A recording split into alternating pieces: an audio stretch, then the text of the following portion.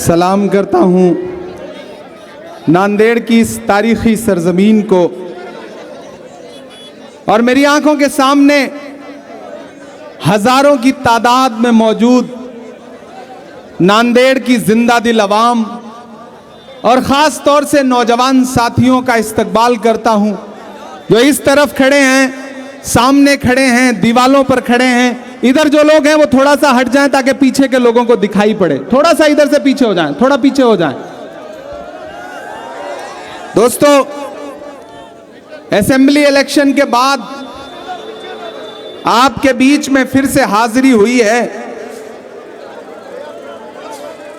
नगर पालिका, नगर महापालिका के इस इलेक्शन में प्रभाग 11 से जरीना बेगम, रफीक बागवान, खतीजा बेगम, गुलाम मुस्तफ़ा, अब्दुल रहीम, अब्दुल वहीद पटेल, मोहम्मद आतिक शेख मोइन। प्रभाग 12 से अब्दुल गफ्फार, अब्दुल सत्तार, सैयद शेर अली, शमीम बेगम, शेख जावीद, शेख हलीमा भी, शेख बाबू, इब्राहिम भाई। प्रभाग 13 फसिया फिरदौर, अब्दुल मुख्तार, संगीता कामले, वाजिद अनवर जहांगीरदार, अब्दुल रहीम, अब्दुल गफूर। प्रभाग 14 से शिंगे पूनम, शमा अब्दुल हबीब, इदरीस बेगम, अहमद बाबू भाई खोके वाले। और प्रभाग 15 से मोहम्मद उबैदुर रहमान, जबीना सुल्ताना, मोहम्मद अतीक, वैशाली अंबादास रातोले और मोहम्मद यूसुफ। जब अहले खिरत की बातों पर कुछ जाहिल शोर मचाते हों, जब अहले खिरत की बातों पर कुछ जाहिल शोर मचाते हों, जब बुलबुल हो तस्वीरें चमन और कौवे गीत सुनाते हों, जब चिड़ियों के इन घोंसलों में कुछ सांप उतारे जाते हों, जब माली अपने हाथों से गुलशन में आग लगाते हों, उस दौर में हम दीवानों से तुम कहते हो खामोश रहो। हम लोग अनल हक बोलेंगे, हम लोग अनल हक बोलेंगे। नांदेड़ वालों, आप जिंदा दिल अवाम हैं, आपकी सियासी समझ को सलाम करता हूं। इधर जो साथी खड़े हैं वो ट्रैफिक को आहिस्तगी से गुजर जाने दें। अगले 40-45 मिनट में आपके सामने हूं और कोशिश करूंगा कि अपना कलेजा निकाल करके आपकी हथेली पर रख दूं और हर उस सच से आपको रूबरू करवाऊं जिसकी जरूरत है। शतरंज की बिसात बिछ चुकी है, मोहरे इधर से उधर किए जा रहे हैं, खेल खेला जा रहा है और खेल खेलने वाले ये सोच रहे हैं कि नांदेड़ की आवाम बेवकूफ है, उसको तो कुछ समझ में नहीं आएगा। नहीं, ये नांदेड़ की आवाम है। यहां से उठी हुई आवाज पूरे महाराष्ट्र ही नहीं बल्कि पूरे हिंदुस्तान में जाती है। ये वो मिट्टी है कि जिस मिट्टी के पुतले को छू लेती है उसे सोना बनाने का काम करती है। मैं इस मिट्टी को सलाम करता हूं। यहां पिछले एक हफ्ते से आप बड़ी बड़ी तकरीरें भी सुन रहे हैं और बड़ी बड़ी साजिशें भी देख रहे हैं। इस भीड़ में तमाम ऐसे नौजवान साथी भी आए होंगे जो कांग्रेस पक्ष के लोग हैं, लेकिन मुझे सुनने के लिए और मेरी आवाज जिन कानों तक पहुंच रही है, तमाम ऐसे भी साथी होंगे जिन्होंने अब तक फैसला नहीं किया होगा कि उन्हें क्या करना है। अब मैं उनसे मुखातिब हूं। अब थोड़ी देर के लिए पुलिस के साथियों से भी गुजारिश है कि ये इंतजामात बना रहने दें, इस मीटिंग को उसी तरह से चलने दें जैसे आपने बाकी मीटिंग चलने दी है। दोस्तों, पुलिस का काम है न्यूट्रल होकर के काम करना, किसी एक पक्ष का होकर के काम नहीं करना। तो इस मीटिंग को उसी तरह से चलने दें। आवाम से भी गुजारिश है कि आप खामोशी के साथ थोड़ी देर मीटिंग का हिस्सा रहें। दोस्तों, मैंने कहा ना, बिसात बिछ चुकी है। पिछले दिनों आपने देखा कि 1 दर्जन भर हमारे कॉरपोरेटर जाकर के भाजपा में शामिल हो गए।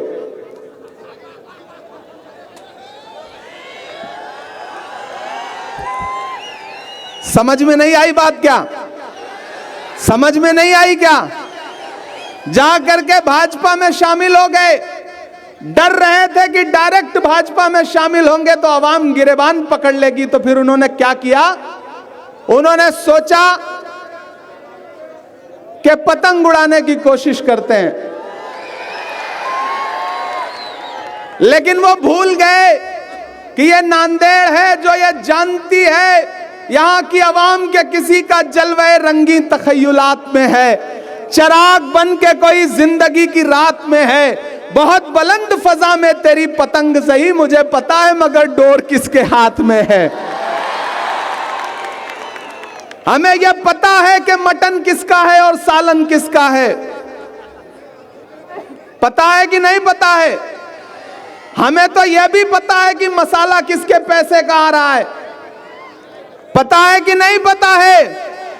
इसलिए नांदेड़ वालों, आने वाली 15 तारीख को आपको तमाम उन मुनाफिकत का बदला भी लेना है। यह इलेक्शन आम इलेक्शन नहीं है। यहां हमारे साथी रविंद्र चौहान जी बैठे हैं जो लोकसभा में आपके खासदार हैं, मैं राज्यसभा में आपका खासदार हूं। अब थोड़ी देर खामोशी अख्तियार कर लें और थोड़ी देर ये मीटिंग चलने दें, इंतजाम बना रहने दे भाई, बोले मत इधर से साथी। मैंने कहा ना, रविंद्र जी आपके लोकसभा के खासदार हैं, मैं आपका राज्यसभा का खासदार हूं, और सत्तार भाई आपके आमदार होते होते रह गए। मैंने सुना नकीब मिल्लत आए थे तो सत्तार भाई पे बड़ा तंज कर रहे थे, बता रहे थे कि हमने कैंडिडेट दे दिया होता तो क्या होता,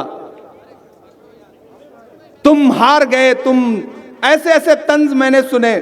मैं तकरीर सुन रहा था, मुझे लगा कि एक बुजुर्ग इंसान, शरीफ इंसान, 40 साल बाद जिसे उम्मीदवारी मिली, हम सारे लोग उसके लिए लड़े, रविंद्र चौहान भी लड़े, इमरान प्रतापगढ़ी भी लड़ा, और हमने कोशिशें करके सत्तार भाई को उम्मीदवार बना करके भेजा। सत्तार भाई चुनाव बहुत थोड़े वोटों से हार गए, लेकिन अब समझ में आता है कि क्यों हार गए।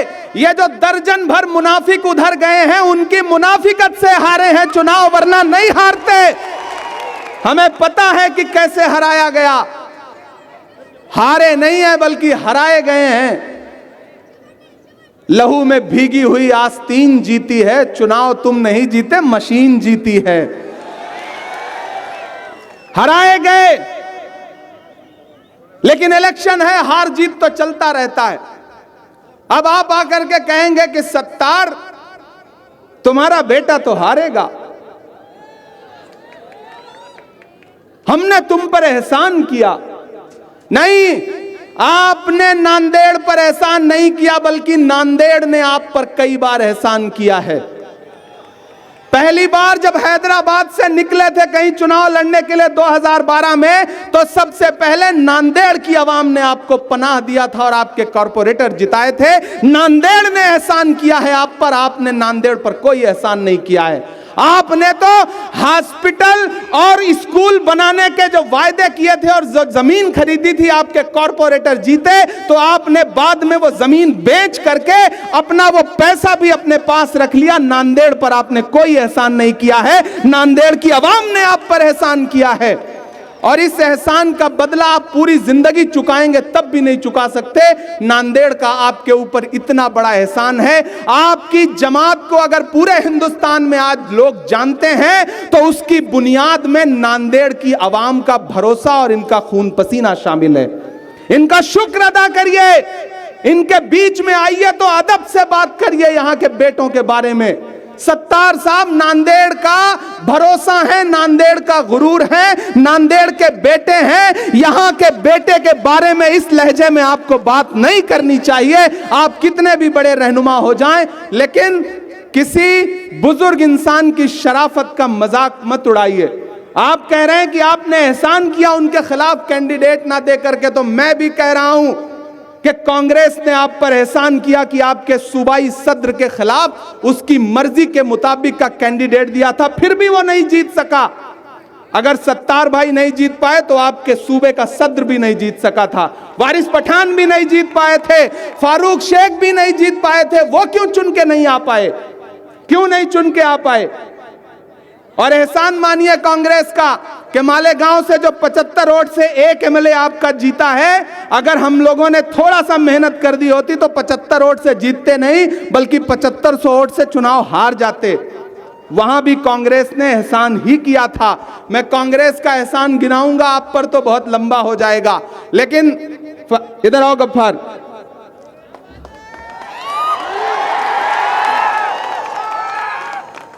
बस मैं नांदेड़ से एक बात पूछना चाहता हूं। नांदेड़ के लोगों, दिल पर हाथ रख करके मेरा यह सवाल सुनना। सत्तार भाई इधर आइए आप। 40 साल बाद एक इंसान को उम्मीदवारी मिली। ठीक है, हालात ऐसे बने कि वो जीत नहीं सके, लेकिन नेता बनकर के आपके बीच में खड़े हो गए। आपको इस तरह के नेता इतना चुभते क्यों हैं? आप अकोला में साजिद पठान को हराने के लिए पहुंच जाते हैं, आप नांदेड़ में सत्तार और गफ्फार को नहीं बर्दाश्त कर पाते हैं, आप बिहार में जाकर के मुस्लिम नेताओं को हराते हैं, आपकी पूरी टीम लग करके इमरान प्रतापगढ़ी को गाली देती है। आप सिर्फ अपने अलावा किसी को देखना ही नहीं चाहते। आपके लोग नारा लगाते हैं मेरा सदर मेरा गुरूर। अरे गुरूर अल्लाह को कभी भी पसंद नहीं आता है। यह चुनाव मामूली चुनाव नहीं है। पूरा नांदेड़ जानता है कि रात के 3:30 बजे वो सारे उम्मीदवार कहां से निकले थे, किस चौखट से निकले थे। अशोक चौहान साहब की तो मजबूरी रही होगी, वो भाजपा में चले गए। इन 12 लोगों पे कौन सी ईडी का छापा पड़ रहा था कि ये जाकर के शामिल हो गए? मेरा सवाल है ये, उनकी तो मजबूरी रही होगी, चलो मान लिया, लेकिन इन 12 लोगों पे 10 दिन पहले दिल्ली में मेरे घर पे आकर के बड़ी बड़ी कस्में खा रहे थे कि इमरान भाई आपको कैंपेन करने के लिए आना पड़ेगा। लेकिन मैं ऐलान नांदेड़ में कह रहा हूं, नांदेड़ वालों, कांटे गुल के साथ नहीं चल सकते हैं, बुजदिल खुल के साथ नहीं चल सकते हैं। रास्ते में जो छोड़ गया उसे जाने दो, सब राहुल के साथ नहीं चल सकते हैं। चले गए, जाने दो। सफाई हो रही है, नए लोगों को मौका मिल रहा है, नई लीडरशिप खड़ी करो। जो चले गए उनका मातम मत करो। चौहान साहब चले गए थे, उसके बाद रविंद्र चौहान लोकसभा जीत करके आपने दिया ना दिल्ली को, तो यह मत सोचो कि कोई चला गया तो सब खत्म हो गया। नहीं, कुछ भी खत्म नहीं होता है। मुझको 12 फोन आए कि इमरान आप मत आओ, प्लीज आप मत आओ। मैंने कहा मैं जमीर का सौदा नहीं करता हूं। मैं 2017 में पहली बार नांदेड़ आया था और नांदेड़ की आवाम की दुआओं का सदका है कि मैं आज हिंदुस्तान की पार्लियामेंट में बैठा हूं। मैं इसका एहसान मानता हूं।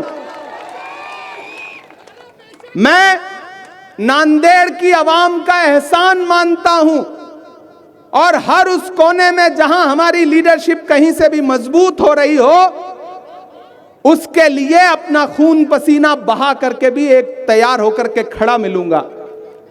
देखिए, कोशिशें अच्छी की गई थी, प्लान भी बहुत अच्छा बनाया गया था। सोचा यह गया था कि 10-12 कॉरपोरेटर जो कांग्रेस के थे, उनके हाथ में पतंग की डोर पकड़ा दी जाएगी और कमल को हरा कर दिया जाएगा। लेकिन कुछ खेल तो ऊपर वाला भी खेलता है ना, और जब चलती है रब की तो किसी की नहीं चलती। कांग्रेस और वंचित का अलायंस हो गया, यह सिलेबस में नहीं था। अब मामला गड़बड़ा गया है। तमाम पैसा, तमाम दौलत, तमाम साजिशें, तमाम कोशिशें करने के बावजूद अब सारा प्लान इस पे आ गया है कि किस तरह से गफ्फार को हराया जाए, किस तरह सत्तार भाई को कमजोर किया जाए। मैं नांदेड़ से लेकर के हैदराबाद वालों तक सबसे कहना चाहता हूं कि इसी गली में वो भूखा किसान रहता है, ये वो जमीन है जहां आसमान रहता है। शहर के सारे हकीरों को ये खबर कर दो, बाप के साथ एक बेटा जवान रहता है। इतना आसान नहीं है कि आप यहां खड़े होकर के दावा कर दोगे कि गफ्फार तो हारेगा। यह फैसला तो अल्लाह करेगा। नांदेड़ की आवाम करेगी। ये नांदेड़ की आवाम है, अगर जिताने पे आ गई ना तो ये जो सारे नाम मैंने गिनाए हैं, तुम्हारा पैसा, तुम्हारी दौलत, तुम्हारी तकरीरें सब धरी की धरी रह जाएंगी। और इंशाअल्लाह ताला नांदेड़ में कांग्रेस और वंचित का मेयर बनेगा। बस आपको थोड़ा दिल पे हाथ रख करके सोचना है। मेरी नई नस्लों, खुसूसी तौर पर आपको ये समझ में नहीं आता खेल कि एक बार आए 2 सभा की, दूसरी बार आए 2 सभा की, लेकिन पैकेज इतना बड़ा है और दबाव इतना ज्यादा है कि हो सकता है तीसरी बार भी आए। आप देख लेना, 13 तारीख से पहले तीसरी बार भी आएंगे, देख लेना। क्योंकि गफ्फार आंख में चुभ रहे हैं, क्योंकि सत्तार आंख में चुभ रहे हैं कि कैसे उनके अलावा हिंदुस्तान में या उनके अलावा महाराष्ट्र में बिना उनकी मर्जी के कोई नेता कैसे बन जाए। इमरान प्रतापगढ़ी का क्या कसूर है? क्यों गाली देते हो? आप लोकसभा में बोलते हो, मैं राज्यसभा में खड़ा होकर के बोलता हूं। जिस दिन से हिंदुस्तान की पार्लियामेंट में पहुंचा हूं, मेरा खुदा गवाह है, मैंने एक लम्हा भी बिना आपकी फिक्र के गुजारा हो। तो आपके मुद्दों पर हाकिम की आंख से आंख मिला करके बोलता हूं, लड़ता हूं, लेकिन आपको यह लगता है कि बस आप ही आप हैं, कोई और ना रह जाए। कोई इमरान प्रतापगढ़ी, कोई गफ्फार, कोई सत्तार। अरे सत्तार साहब पिछली बार थोड़े से वोटों से हरा दिए गए, इंशाअल्लाह ताला अगली बार फिर कैंडिडेट बनेंगे और आमदार बनकर के महाराष्ट्र की असेंबली में पहुंचेंगे।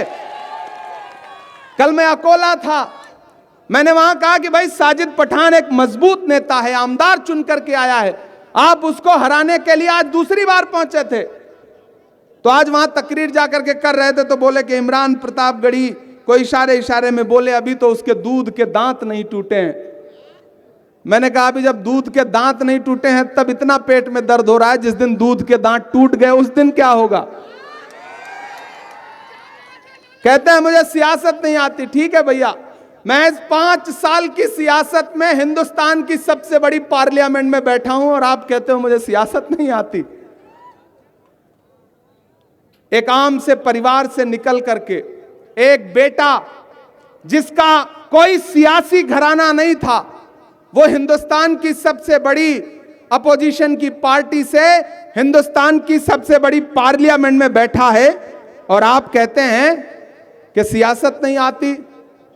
मुझे सियासत आती हो या ना आती हो, लेकिन मुझे सच्चाई समझ में जरूर आती है। मुझे यह समझ में आता है कि यहां पतंग किसके इशारे पे उड़ाई जा रही है और भाजपा का मेयर बनाने के लिए क्या क्या कोशिशें की जा रही हैं। अकोट देखा आपने? आज मैं गया था, अकोट होकर के आया। अकोट में एमआईएम के कॉरपोरेटर भाजपा के साथ अलायंस में चले गए। सोशल मीडिया पे थू हुई तो फडणवीस ने आगे आकर के कहा कि हमारा एमआईएम के साथ कोई अलायंस नहीं होगा। लेकिन अब तक सदर साहब ने यह नहीं कहा। अंबरनाथ में कांग्रेस के कुछ कॉरपोरेटर ने युति कर ली, 10 मिनट के अंदर कांग्रेस पार्टी ने उन सारे कॉरपोरेटर्स को पार्टी से बाहर निकाल दिया। आज तो मुझे पता चला है कि परली में शिंदे साहब के साथ मिलकर के गठबंधन कर लिया।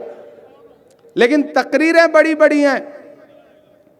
मैं आपसे कहना चाहता हूं साथियों कि अपने बेटों को जलील करवाना बंद करिए। आप ही के कंधे पर पैर रख करके सियासत करने वाले लोग आपके बीच में आएंगे और आपके भाइयों को, आपके बेटों को ये कहेंगे कि हमारा एहसान मानो, तुमको तो जीतने नहीं देंगे। ये जबान सियासत की जबान नहीं है, ये जबान मगरूरियत की जबान है और मगरूरियत अल्लाह को पसंद नहीं है। तो आपको कैसे पसंद आ रही है? मेरी आपसे गुजारिश है साथियों कि इस इलेक्शन में जो सारा खेल है उस खेल को आप समझ रहे हैं। 2017 से पहले आपने उनके कॉरपोरेटर जिताए थे, बाद में वो कॉरपोरेटर कई सारे उसमें से कांग्रेस में चले गए। फिर इस बार जब उनके पास कैंडिडेट नहीं थे तो कांग्रेस की ही दगी तोपों को मसाला भर करके एक बार फिर से अपने पाले में लेकर के उनको कैंडिडेट बना दिया गया। मुझे तो हैरत जमात के उन नौजवानों पर है जो पिछले 7 साल से इस उम्मीद में लगे थे कि उनको टिकट मिलेगा। लेकिन टिकट किसको दिलवाया साहब ने? जो हमारे यहां से गए थे उनका हक भी मार लिया गया। मुझे उन नौजवानों के साथ मेरी सहानुभूति है साथियों, लेकिन ये धमकियां देने वाले, ये साजिशें करने वाले ये भूल जाते हैं कि कैंची से चिरागों की लवें काटने वालों, कैंची से चिरागों की लवें काटने वालों, कुदरत के करिश्मों से लड़ोगे तो मिटोगे। तुम फूल को चुटकी में मसल सकते हो लेकिन खुशबू को बिखरने से नहीं रोक सकोगे। गफ्फार आपके बीच का आपका भाई है, आपका बेटा है, आपका दोस्त है, आपका साथी है। रात के 2 बजे भी आपके मुद्दे पर खड़ा मिलता है। सत्तार भाई आपके अपने हैं, इनका सिर्फ एक कसूर है कि इनकी जबान लंबी नहीं है। मैंने उनकी तकरीर सुनी, उन्होंने कहा कि सत्तार मेरी जबान बहुत लंबी है, मैं बोलूंगा तो तुम चुप हो जाओगे, तुम घर से नहीं निकल पाओगे। नांदेड़ वालों, मैं तो उनसे कहना चाहता हूं कि हां साहब आपकी जबान बहुत लंबी है, लेकिन उस जबान का इस्तेमाल सत्तार को चुप कराने में नहीं बल्कि राजा सिंह को चुप कराने में लगाइए, तब शायद अवाम का भला हो सके। उस जबान का इस्तेमाल गफ्फार को हराने में नहीं बल्कि राजा सिंह को हराने में लगाइए, तब मैं समझूंगा कि आप सियासत कर रहे हैं। गलत कह रहा हूं क्या मैं? जिस जगह दारुस्सलाम है, हैदराबाद में जिस जगह दारुस्सलाम है, उस गोशा महल का एमएलए राजा सिंह है। जिस जगह दारुस्सलाम है, उस गोशा महल का एमएलए राजा सिंह है और उसके खिलाफ कैंडिडेट नहीं देते। लेकिन गफ्फार को हराने के लिए तीसरी बार आएंगे, देख लेना, देख लेना। यही है सियासत, यही है सियासत। लेकिन इस सियासत को समझो कि आखिर कौन सा दबाव है। एक बार आए, मैं तो एक बार आया हूं, चला जाऊंगा, तीसरी बार आना पड़ रहा है। मेरे साथियों, मेरे भाइयों, अब और चुप रहने को तैयार नहीं हैं हम लोग। आदमी हैं, दरो दीवार नहीं हैं हम लोग। धूप और छांव का जादू न चलाओ हम पर, चढ़ते सूरज के परस्तार नहीं हैं हम लोग। यह लड़ाई बहुत जरूरी लड़ाई है नांदेड़ वालों, और मैं आपका भाई, आपका बेटा होने के नाते आपसे बस इतना कह रहा हूं कि ना हम सफर ना किसी हम नशी से निकलेगा, हमारे पांव का कांटा हम ही से निकलेगा। वतन की रेत मुझे एड़ियां रगड़ने दे, मुझे यकीन है पानी यहीं से निकलेगा। आप यहां कांग्रेस और वंचित का मेयर बनाइए, वरना भाजपा का मेयर बन जाएगा। इसी साजिश और इसी कोशिश में लगे हुए हैं लोग। आपको बस यह समझना है, होशियारी के साथ, समझदारी के साथ। कभी राहत साहब ने कहा था, कोई मौसम हो सुख दुख में गुजारा कौन करता है, परिंदों की तरह सब कुछ गवारा कौन करता है। घरों की राख फिर देखेंगे, पहले देखना यह है कि घरों को फूंक देने का इशारा कौन करता है। एक तरफ पैसा है, ताकत है, पावर है, और एक तरफ तकरीरें हैं, और दूसरी तरफ बीच में कुछ मोहब्बत वाले लोग खड़े हैं जो ये कहते हैं कि नांदेड़ तो मोहब्बतों का शहर है, नांदेड़ तो गंगा जमुनी तहजीब का शहर है, नांदेड़ तो हिंदू मुस्लिम सिख ईसाई की एकजुटता का शहर है। इस शहर में जज्बाती तकरीरों के बजाय मोहब्बत और शराफत की सियासत होनी चाहिए, और वो सियासत रविंद्र चौहान कर रहे हैं, सत्तार भाई कर रहे हैं, गफ्फार कर रहे हैं, जो हमारे बाकी कॉरपोरेटर के कैंडिडेट हैं वो सारे लोग कर रहे हैं कॉरपोरेशन के। मैं आपके बीच में खाली पीली बातें करने नहीं आया हूं। इतना आपसे कहता हूं साथियों कि आप इन तमाम हमारे नगर सेवकों को जिता करके आगे पहुंचाइए। इंशाअल्लाह इनके बाईं तरफ आपका लोकसभा का खासदार खड़ा मिलेगा और दाईं तरफ राज्यसभा का खासदार खड़ा मिलेगा।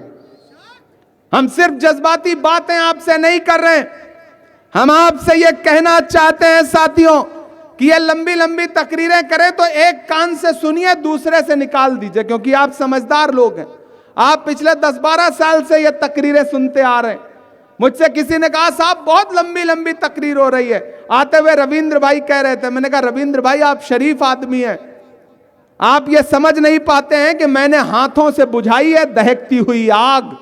अपने बच्चों के खिलौनों को बचाने के लिए नफरतें बेचने वालों की भी मजबूरी है, माल तो चाहिए दुकान सजाने के लिए। करें क्या वो? उनके पास उन तकरीरों के अलावा कुछ नहीं है। लेकिन हम उनसे कहना चाहते हैं कि हमें यह देखना है, हमें तो आखिर यह देखना है रहेगी लफ्जों में धार कब तक। हमें तो आखिर यह देखना है रहेगी लहजे में धार कब तक।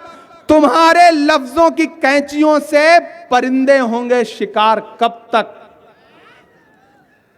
मेरे भाई, ये इधर जो दीवार पे नौजवान साथी बैठे हैं, इधर जो छत पर हैं, इधर जो रोड पर हैं, इधर जो कुर्सियों पर बैठे हैं, मैं सबको पुकारता हूं और आपसे बस एक बात कहता हूं कि सत्तार साहब हारे नहीं थे। मुनाफिकों ने किसके इशारे पे सत्तार भाई को हराया था ये आपको पता है। इस पूरे खेल का मास्टरमाइंड कौन है आपको पता है। उसका भी बदला लेना है। और ये जो नए पौधे लगाए गए हैं, आपको इनके हाथों को भी मजबूत करना है। और अगर आपने कर दिया, देखिए कितनी चालाकी से पता चला मुझे कि नई पार्टी बन गई। हमारा एक भोला बेचारा पत्रकार वो भी फंस गया उसी में। नाम नहीं लूंगा, नहीं आप जान जाएंगे कि मैं किसकी बात कर रहा हूं। अच्छा, जिस मटन को खाने की साहब बात कर रहे थे, वो मटन अगर उसने खाया होता तो उसकी सेहत सही हो जाती। उसकी सेहत सही नहीं है हमारे भाई की, भाई है हमारा वो। नई पार्टी बन गई। फिर कुछ लोगों से कहा गया कि आप पतंग उड़ाओ, लेकिन पतंग का मांझा कभी कभी नुकसान भी पहुंचा देता है। वो जो रात में वीडियो आई ना, उस वीडियो ने खेल खराब कर दिया, वरना खेल तो बन गया था। अच्छा, ये सोशल मीडिया का जमाना है। ये नांदेड़ के नौजवान हमारे जो साथी हैं, रात के 2-2, 3-3 बजे तक जागते हैं। कुछ को महबूबा से बात करनी होती है, कुछ को सोशल मीडिया पे कुछ करना रहता है। अब इनके सिलेबस में वो जब वीडियो आया तो इनको लगा अरे ये क्या हो रहा है, हम तो कुछ और समझ रहे थे, खेल तो कुछ और है। तब इनको लगा कि नहीं, इस खेल का हिस्सा तो नहीं बनेंगे और इस खेल का हिस्सा मत बनिए, वरना इसी तरह से उंगलियों में मांझा फंसा करके पतंगे उड़ती रहेंगी और आप खेल का शिकार बनते रहेंगे। साथियों, वो एक अफसर रात में निकला चौराहे पर देखने के लिए कि सब ठीक ठाक चल रहा है, तो उसने देखा कि एक भिखारी आदमी बेचारा कंबल तान करके सो रहा है। तो उस अधिकारी ने उसको जगाया और जगा करके जब वो बैठ गया नींद से उठ करके भिखारी, तो उससे पूछा कि कुछ खाया? तो उसने कहा नहीं साहब, 2 रात से कुछ खाया नहीं है, भूखे पेट सो रहा हूं। अधिकारी उसी के पास चबूतरे पे बैठ गया और पूरी रात बैठा रहा, सुबह तक बैठा रहा। तो उस भिखारी ने सुबह उस अधिकारी से कहा कि भाई आप पूरी रात मेरे साथ बैठे रहे, आपने मुझे खाने को भी कुछ नहीं दिया, ये बताओ आपने मुझे जगाया क्यों? तो अधिकारी ने कहा मुझे ऊपर से आदेश था कि शहर में कोई भी भूखा पेट सोना नहीं चाहिए। तो हालत यही है। ये जो हमारे साथी गए हैं, इनको 15 तारीख की वोटिंग के बाद 16 तारीख को जब रिजल्ट आएगा तो ये एक शेर गुनगुनाएंगे कि ना खुदा ही मिला ना विसाले सनम, ना इधर के रहे ना उधर के रहे। आप देख लेना।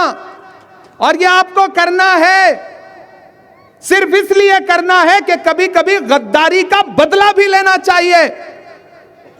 कभी कभी आपको यह भी दिखाना चाहिए कि एक शरीफ इंसान को साजिश का शिकार बना करके अगर कुछ अपने लोग मुनाफिकत करके हराएंगे और ये वो उम्मीद करेंगे कि बाद में चोला बदल लेंगे और आवाम उन्हें जिता देगी, तो फिर आपको यह बताना है कि नहीं, अवाम इतनी बेवकूफ नहीं है, अवाम को बेवकूफ समझना बंद करिए।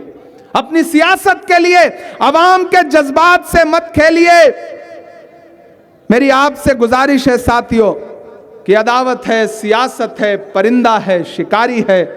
अदावत है, सियासत है, परिंदा है, शिकारी है, मगर इन सारी चीजों पर मोहब्बत अब भी भारी है। बड़ी बड़ी तकरीरें हो रही हैं, साहब आकर के महाराष्ट्र में बोल रहे हैं हिजाब वाली आने वाले दिनों में इस देश की प्राइम मिनिस्टर बनेगी। सुना आपने?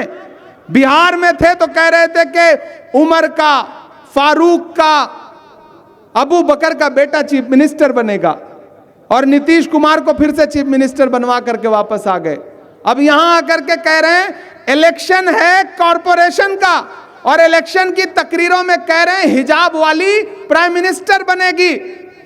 और जब बिहार में नीतीश कुमार ने हमारी एक बहन का हिजाब खींचने की कोशिश की तो आज तक उस पर एक भी जुमला नहीं बोले, और उनके सारे के सारे एमएलए बिहार में नीतीश कुमार की तारीफ में लगे रहते हैं। मेरे भाई, इस खेल को समझो। इस तरह के बयान हिजाब वाली बेटी को प्राइम मिनिस्टर बनाने के लिए नहीं दिए जाते, बल्कि नरेंद्र मोदी की सियासी जिंदगी बढ़ाने के लिए दिए जाते हैं। आपको यह खेल समझना पड़ेगा। इसलिए मैं आपसे कहता हूं साथियों, इस मुल्क को मोहब्बत से जीता जा सकता है। अगर आपको लगता है कि नरेंद्र मोदी को गद्दी से कोई और हटा सकता है तो आपकी गलतफहमी है। नरेंद्र मोदी को सिर्फ और सिर्फ राहुल गांधी गद्दी से हटा सकते हैं, दूसरी कोई ताकत हटा नहीं सकती। कोई कितने भी बांटने की बात करे, नांदेड़ वालों मुझे बताओ कि जब इस देश में वक्फ का बिल लेकर के आई नरेंद्र मोदी सरकार, तो इस देश की लोकसभा में सिर्फ 24 एमपी मुसलमान हैं। सिर्फ कितना? 24 एमपी। अगर उस बिल की हिमायत में, नरेंद्र मोदी की हिमायत में 288 वोट पड़े, तो उस बिल की मुखालिफत में 224 वोट पड़े। तो मुझे बताओ कि जब पार्लियामेंट में सिर्फ 24 एमपी मुसलमान हैं, तो ये जो 200 से ज्यादा हिंदू भाइयों ने, सिख भाइयों ने, ईसाई भाइयों ने, दलित भाइयों ने नरेंद्र मोदी के वक्फ बिल के खिलाफ वोट दिया, तो आप उनकी मोहब्बत को कैसे झुठला पाओगे? मुझे बताओ। मैं राज्यसभा में हूं, राज्यसभा में जब वो बिल आया तो उस बिल की हिमायत में अगर 100 से ज्यादा वोट हिमायत में पड़े तो उस बिल की मुखालफत में 98 वोट पड़े। बिल पास हो गया क्योंकि नरेंद्र मोदी के पास, सरकार के पास नंबर था, बिल पास हो गया। लेकिन मुझे बताओ कि बीमारी की हालत में रात के 3 बजे राज्यसभा में उस बिल के खिलाफ वोट देने के लिए बैठी हुई सोनिया गांधी की मोहब्बत को आप कैसे झुठला सकते हो? रात के 2:30 बजे उस बिल के खिलाफ वोट देने के लिए बैठे हुए राहुल गांधी की मोहब्बत को आप कैसे झुठला सकते हो? कोई आएगा आपसे कहेगा कि नहीं, तेरा मेरा रिश्ता क्या है, ये नारा सुनो और इस नारे पर वोट दो। तो मुझे बताओ नांदेड़ वालों, अगर आप इस तरह के मजहबी नारे सुन करके वोट देंगे तो फिर दूसरी तरफ वाले भी तो धार्मिक नारे सुन करके वोट देंगे या नहीं देंगे? इस खेल को समझो। ये 85 और 15 का जो खेल है ना, इस खेल ने इस मुल्क का और खास तौर से आपका बहुत नुकसान किया है। जाओ उत्तर प्रदेश, जाओ असम, जाओ मध्य प्रदेश, जाओ दिल्ली, लोगों के घरों के बाहर बुलडोजर खड़े हैं, लोगों के सरों पे छत नहीं सलामत है। ये नारा जब से 2014 से लगाया गया कयादत का, कयादत का, कयादत का, उसके बाद मुल्क में नफरतें सिर्फ और सिर्फ बढ़ी हैं। अगर कम हुई हो तो बता दो मुझे, कम हुई हो तो मेरा गिरेबान पकड़ लेना। नफरतें बढ़ी हैं और मैं तो उनसे कहना चाहता हूं कि मेरे भाई, इस खेल को हम समझते हैं। खंडहर बचे हुए हैं, इमारत नहीं रही। खंडहर बचे हुए हैं, इमारत नहीं रही। और ये हुआ कि सर पे कोई छत नहीं रही। कैसी मशालें लेके चले तीरगी में आप, जो रोशनी थी वो भी सलामत नहीं रही। किसी भी सूबे में जो भी मजबूत मुसलमान नेता है उसे हराने के काम पे लग जाओ। गुजरात में अहमदाबाद में गयासुद्दीन शेख एक मजबूत मुसलमान नेता था, उसको हराने के लिए गली गली जाकर के वोट मांगा और आखिर में उसको हरा दिया। मध्य प्रदेश के भोपाल में आरिफ मसूद रहनुमाई करता है, नुमाइंदगी करता है, हमारा भाई दूसरी बार का एमएलए है। पूरे मध्य प्रदेश में अगर कहीं सबसे ज्यादा जमात मेहनत कर रही है तो आरिफ मसूद के खिलाफ मेहनत कर रही है। साजिद पठान आपका एक मजबूत नेता है तो उसके खिलाफ आज दूसरी बार हेलीकॉप्टर लेकर के उतरे थे। सत्तार आपके अपने हैं, उनके बारे में कौन कौन सी जबान इस्तेमाल की जा रही है आप देख रहे हैं। आपको यह खेल क्यों नहीं समझ में आता? इस खेल को समझिए और उनसे कहिए कि जख्म पर जख्म खा के निकले हैं हाँ मगर मुस्कुरा के निकले हैं, जख्म पे जख्म खा के निकले हैं। रविंद्र भाई इधर आइए आप। क्या बात है? देखो यार, आपका जो खासदार है ना बहुत शरीफ है, बहुत शरीफ आदमी है ये, मैं उतना नहीं हूं। इसीलिए सबसे पहले इसी नांदेड़ से 2017 से मैं उन ताकतों के खिलाफ लड़ रहा हूं। मैं आज यहां तकरीर करके जा रहा हूं। सुबह पूरा सोशल मीडिया, पूरी ट्रोल आर्मी पूरे हिंदुस्तान में मां बहन की गालियां देगी, मैं जानता हूं। लेकिन मेरा अपना मानना है कि जब मेरे भाई लड़ाई नफरत और मोहब्बत के बीच में होगी तो तुम मुझे कितनी भी गाली दो इमरान प्रतापगढ़ी, तुम्हारी जज्बाती तकरीरों के सामने हमेशा अपना सीना लेकर के खड़ा मिलेगा। जितनी गाली देनी हो दे लो, सत्तार भाई को जितनी गाली देनी हो दे लो। मैं सत्तार भाई आपको सलाम करूंगा कि आपको भी खरीदने की कोशिश की गई, आपको भी अपने पाले में करने की कोशिश की गई, लेकिन तारीख हमेशा बहादुरों की और न बिकने वालों की लिखी जाती है। बिकने वालों की तारीख नहीं लिखी जाती। और इसलिए जो लोग नहीं बिके, जो लोग नहीं डरे, जो लोग नहीं समझौता किए, उनको ताकत देने की जिम्मेदारी आपकी है। हो सकता है छोटी छोटी नाराजगी हो, कभी गफ्फार फोन ना उठा पाए हो, कभी रहीम भाई फोन ना उठा पाए हो, कभी आतिक भाई फोन ना उठा पाए हो, लेकिन जब लड़ाई बड़ी हो ना तो ये कोई घड़ी लेकर के आए, कोई दूसरे निशान लेकर के आए, कोई धनुष बाण लेकर के आए। घड़ी से लाख महंगा तो घड़ी का वक्त होता है, जो इसकी कद्र करता है उसी का वक्त होता है। इसलिए किसी झांसे में नहीं आना है, एक भी वोट बर्बाद नहीं करना है।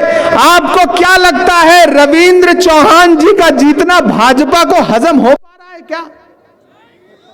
आपको लगता है कि जिस नांदेड़ में सारा समीकरण फिट कर लिया, वहां रविंद्र चौहान बड़े वोटों से चुनाव जीत करके दिल्ली पहुंच गए तो लोगों को बर्दाश्त हो रहा है क्या? जब नहीं हो रहा है तो उसके बाद सत्तार भाई को हराने के लिए सारी ताकत लगा दी गई। लेकिन सत्तार भाई को भी आपने इतना वोट दिया। मुझे याद है यही वो जगह थी जब हजारों की तादाद में लोग थे और मैंने सभा की थी और आपके जलते हुए मोबाइल के फ्लैश का वीडियो पूरी दुनिया ने देखा था, पूरी दुनिया में वायरल हुआ था। सत्तार भाई नहीं जीत सके कोई बात नहीं, लेकिन मैंने कहा ना, ये जितने हमारे नगर सेवक के कैंडिडेट हैं ये यतीम नहीं है। एक तरफ लोकसभा का खासदार है और एक तरफ राज्यसभा का खासदार है। कि जख्म पर जख्म खा के निकले हैं हाँ मगर मुस्कुरा के निकले हैं। सर झुकाने का हुक्म जब आया, सर झुकाने का हुक्म जब आया और भी सर उठा के निकले हैं। नारे हक लगा के निकले हैं, नारे हक लगा के निकले हैं। मैंने सुना यहाँ तहरी बहुत अच्छी बनती है, सुबह मैं खाऊंगा क्योंकि सुबह से आया हूं तो अभी भूख लगी हुई है, कुछ खाया नहीं है। कि हर सितम का जवाब आएगा, देखना इंकलाब आएगा। कुछ लोगों ने अपनी मोबाइल के फ्लैश फिर उसी तरह जला लिए हैं। सलाम आपकी जिंदा दिली को। अगर आपने इसी तरह से रोशनी दिखाई तो ये नफरत का अंधेरा नांदेड़ में कभी टिक नहीं सकता है। इसको जाना पड़ेगा, जाना पड़ेगा, जाना पड़ेगा। कि हर सितम का जवाब आएगा, देखना इंकलाब आएगा। अच्छे दिन का किए थे जो वादा, उनका दिन भी खराब आएगा, उनका दिन भी खराब आएगा। हम तो निकले हैं मुस्कुराते हुए। देखिए गफ्फार हंस रहे हैं, रविंद्र भाई हंस रहे हैं, सत्तार भाई हंस रहे हैं, इमरान हंस रहे हैं, लेकिन कहीं तो हंसी गायब है। कि हम तो निकले हैं मुस्कुराते हुए और वो तिल मिला के निकले हैं, नारे हक लगा के निकले हैं, नारे हक लगा के निकले हैं। आसमां जलती जमी पर नहीं आने वाला, अब कोई और पैगंबर नहीं आने वाला। प्यास कहती है चलो रेत निचोड़ी जाए, अपने हिस्से में समंदर नहीं आने वाला। और नांदेड़ वालों, अपने काबे की हिफाजत तुम्हें खुद करनी है, फिर अबाबीलों का लश्कर नहीं आने वाला। इसलिए हर साजिश को समझना और समझ करके हर साजिश का जवाब 15 तारीख को हाथ के पंजे के सामने वाला बटन दबा के देना। और वंचित के जो हमारे एक कैंडिडेट हैं, गैस सिलेंडर, नरेंद्र मोदी जी ने बहुत महंगा कर दिया है गैस सिलेंडर। आप ये वाला गैस सिलेंडर का बटन दबाओ, हम लोग कोशिश करेंगे कि नांदेड़ में आसानी से गैस सिलेंडर सस्ता मिल सके। इसलिए महानगर पालिका में कांग्रेस और वंचित का मेयर बनना चाहिए। और आज मैं आने के इरादे में नहीं था, मैं पिछले 12 दिन से लंदन में था और पेरिस में था, मेरा एक मुशायरा था। लेकिन जब मैंने सुना कि यहां आकर के कहा जा रहा है कि सत्तार गफ्फार तो हारेगा, फिर मुझे लगा कि मुझे अपने भाई के लिए जाना चाहिए। मैं आ गया हूं, अब मेरे आने की लाज रखना नांदेड़ वालों। मैं आपका बेटा हूं, आपका भाई हूं, आपके एहसान को अपने सर माथे पर रखता हूं।